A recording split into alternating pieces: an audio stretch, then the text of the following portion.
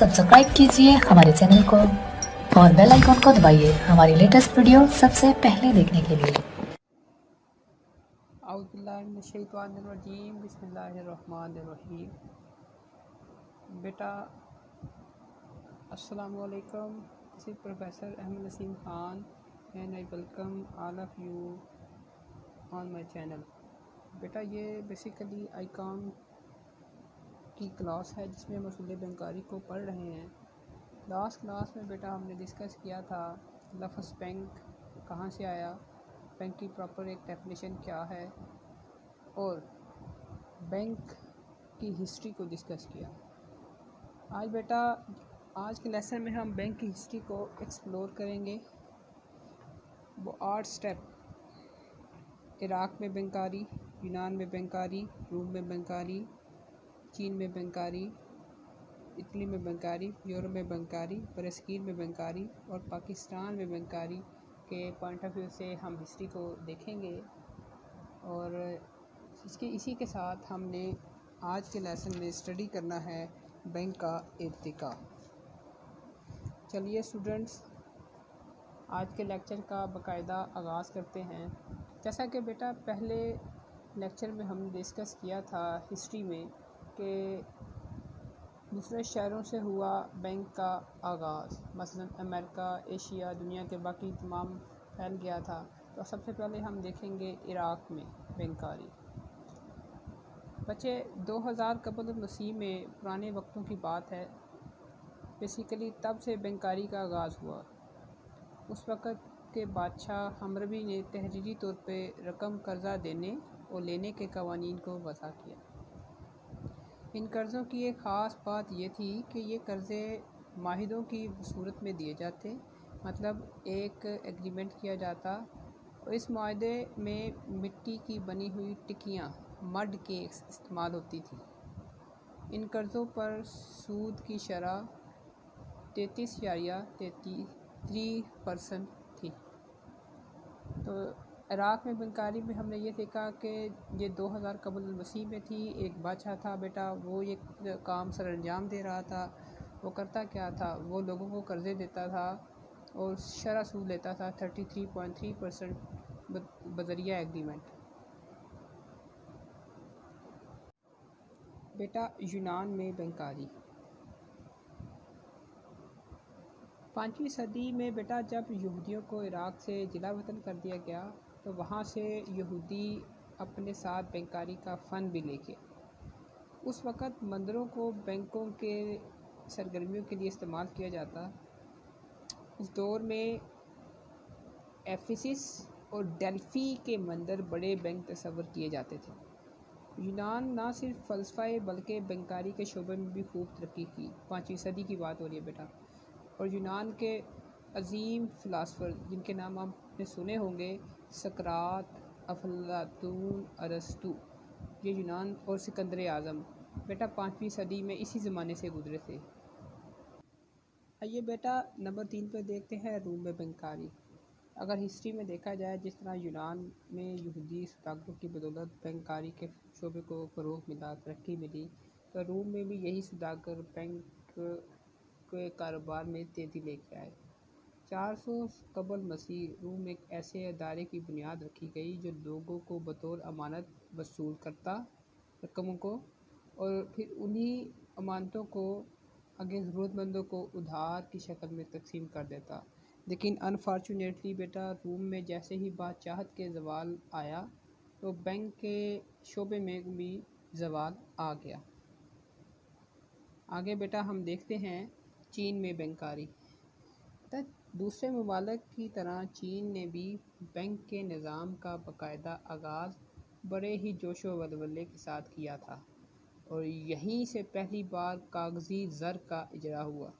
अक्सर औक़ात पूछा जाता है कि कागज़ी ज़र का इजरा कहाँ से हुआ, तो बेटा ये आपने पॉइंट मद्देनज़र रखना है कि इसका आगाज़ चीन में बैंकारी से हुआ।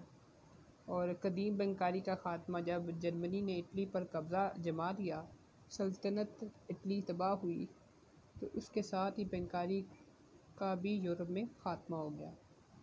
नंबर 5 पे बेटा हम देखते हैं इटली में बैंकारी।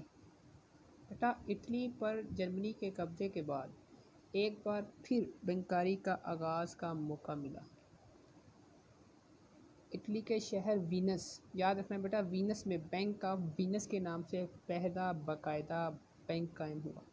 इसी तरह बैंकारी का दोबारा ज़हूर हुआ और इसी के बाद 1557 में जेनेवा में एक और बैंक, बैंक डी रियाल्टो के नाम से कायम किया गया।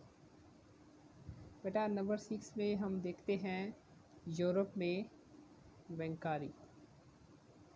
बेटा 14वीं सदी का जब आगाज़ हुआ ना, तो यूरोप के अंदर ज़र तबादला करने वाले बैंक जर्मन पब्लिक लिंक और बैंक ऑफ बार्सिलोना की बुनियाद रखी। ये 14वीं सदी के आगाज़ में यूरोप में 2 बैंक हो।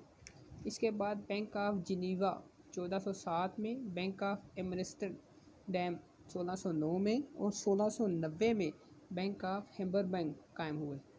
बरतानिया में विलियम स्वीम, जबकि फ्रांस का बरसरे पेकार था, 1694 में बैंक ऑफ इंग्लैंड की बुनियाद रखी। 18वीं सदी के वस्त में बेटा इंग्लिस्तान में चेकों का इस्तेमाल भी शुरू हो गया और 1773 में क्लीयरिंग हाउस का क़याम भी, जिसे हम हिसाब घर का नाम देते हैं, कायम किया गया। आइए बेटा अब ज़रा बड़े सगीर में भी देख लेते हैं कि बैंकारी का शोबा इनको तारीख़ में क्या खद्दोखाल थे। बड़े सगीर में बेटा जदीद बैंकारी का आगाज़ बेसिकली जब हुआ ना, तो वो 1806 का अरसा था, जब बैंक ऑफ कलकत्ता का क़याम इधर हुआ, जो 1809 में बैंक ऑफ बंगाल में तब्दील हो गया। Bank of Calcutta bank of Bengal में तब्दील हो गया। हिंदुस्तान की हुकूमत ने 50 लाख के सरमाए से बैंक ऑफ इंडिया 1906 में कायम किया। और जब अब बेटा बम्बई के अंदर बैंक ऑफ बॉम्बे 1840 में कायम किया गया और मदारस के अंदर बैंक ऑफ मदारस 1843 में खोले गए।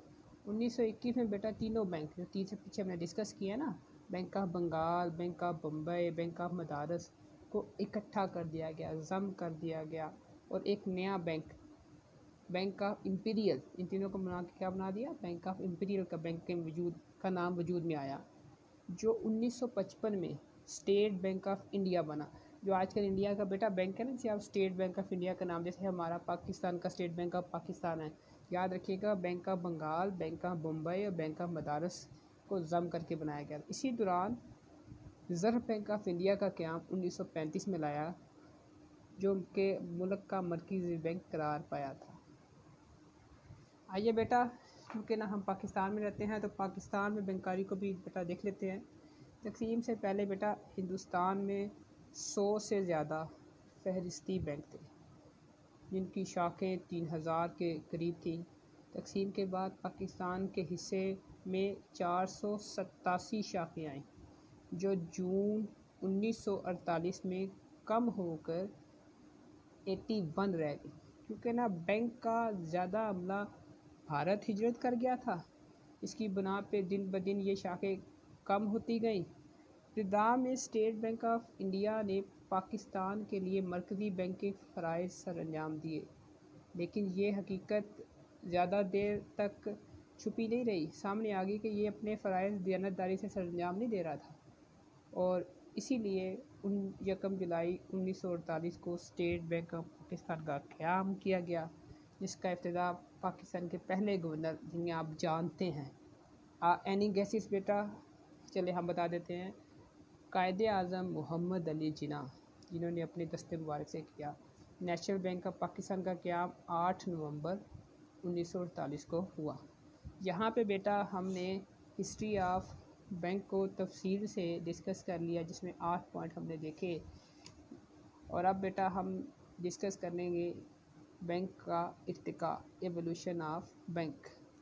एवोल्यूशन ऑफ बैंक कैसे हुआ, कौन कौन से फेजेस थे, ये बेटा डिस्कस करते हैं।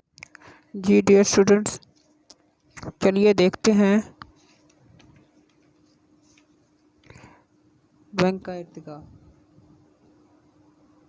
बेटा अगर ज़माना कदीम में आप देखें ना, तो लोग अपने आप को, जिनके पास मालो दौलत था, वो अपने आप को सिक्योर नहीं समझते थे, क्योंकि ना डाकुओं रहज़नों से वो खौफज़दा थे।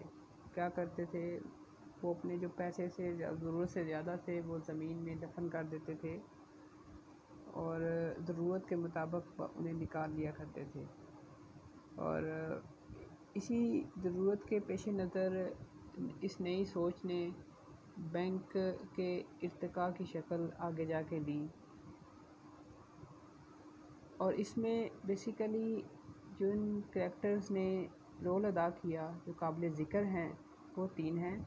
एक सौदागर, दूसरा महाजन, तीसरा सुनार। बेटा जब आप सौदागर की बात करते हैं, मर्चेंट की बात करते हैं, तो इनका दौर 12वीं से 14वीं सदी तक का था और बेसिकली ये यहूदी सौदागर माशरे के सबसे ज़्यादा दौलतमंद और मोअज़्ज़ज़ तबका समझे जाते थे। शुरू में इनका कारोबार ज़र उधार देने तक महदूद था, लेकिन बाद में लोगों से इमानतें भी वसूल करते थे। इन्हीं सौदागरों को जदीद बैंकारी का बानी तस्वर किया जाता है। ये बात मद्देनज़र रहे बेटा, अगर आपसे कोई पूछे, कोई क्वेश्चन आए, MCQ आए कि जदीद बैंकारी का बानी कौन है, तो आप सौदागर का नाम देंगे और इन्हीं ने बैंक ड्राफ्ट की इब्तिदा भी की। आगे चलते हैं बेटा, मनी लेंडर या महाजन या साहूकार। बेटा ये ऐसे शख्स थे जो ज़रूरतमंद लोगों को कर्ज़े देते थे और उनसे ऊपर चार्ज किया करते थे, इजाफी पैसे सूद लिया करते थे। वक़्त गुज़रने के साथ साथ बेटा ये एक ट्रेंड बन गया, इनके कारोबार में वसअत आ गई, ज़्यादा लोगों को पैसों की ज़रूरत थी, इनके पास पैसे इतने नहीं थे। फिर इन्होंने क्या किया, इन्होंने जिन लोगों के पास ज़्यादा पैसे मार्केट में पड़े हुए थे, इन्होंने उनसे कम शरह सूद पे पैसे लिए और ज़्यादा शरह सूद पे लोगों को जिन्हें पैसों की ज़रूरत है उन्हें कर्ज़े दे दिए और ये दोनों सूद के डिफरेंस से इन्होंने अपना मुनाफा कमाया। जब हम बात सुनार की करते हैं तो इनका दौर बेसिकली बेटा 16वीं सदी के आखिर में ये लोग आए और अगर देखा जाए तो यहूदी सौदागर को इंग्लैंड से जब निकाल दिया गया तो उनकी जगह इंग्लैंड में सुनारों ने ले ली और इनकी पोजीशन यूरोपीय ममालिक में काफ़ी मुस्तहकम थी। लोग इन्हें ईमानदार भी समझते थे, काबिल एतमाद भी समझते थे। लोग अपनी कीमती अशियाओं को फॉर सिक्योरिटी रीज़न्स, जो जिन्हें उस वक़्त के लिहाज से बड़ा प्रीशियस समझा जाता था, कीमती समझा जाता था, वो सुनारों के पास रखवाते। सुनार क्या करते थे, थोड़ा से चार्जेस लेते थे और इन्हें बतौर अमानत रख लेते थे और एक रसीद दे देते थे और इसी रसीद ने आगे जाके चेक की शक्ल ली। आस्ता आस्ता इनका कारोबार में भी वसअत आने शुरू हो गई। अगर देखा जाए तो जदीद बैंक का वजूद, चेक बुक का आगाज़, हिसाब घर, कानूनी ज़ाब्ते, ये सब के सब सुनारों की वजह से, 16वीं सदी के सुनास की वजह से मार्ज़ वजूद में जो आजकल की शक्ल है देखा जा सकता है। तो बेटा उम्मीद है आपने लेक्चर को ध्यान से सुना होगा, उम्मीद है आपने इसे समझ लिया होगा। अगर फिर भी कुछ समझ में नहीं आया तो आप कमेंट सेक्शन में हमसे पूछ सकते हैं।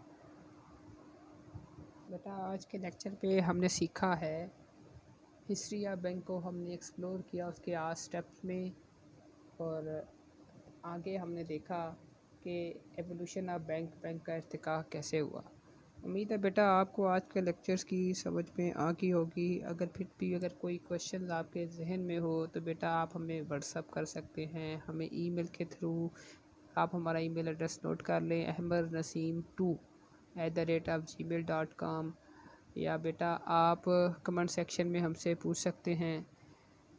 उम्मीद है बेटा आपको लेक्चर की से मुतल्लिक़ तमाम क्लैरिफिकेशन मिल गई होंगी। अगर बेटा आपको लेक्चर अच्छा लगा तो काइंडली इसे शेयर कीजिए, हमारे चैनल को सब्सक्राइब कीजिए और also press the bell icon ताकि आपको हमारे आने वाले तमाम लेक्चर्स की नोटिफिकेशन टाइम से मिल जाएं। अपना ढेर सारा बेटा ख्याल रखिएगा। नेक्स्ट लेक्चर में इंशाअल्लाह आपसे मुलाकात होगी। Thank you very much for giving your precious time. Allah आपका निगहबान। खुदा हाफिज़।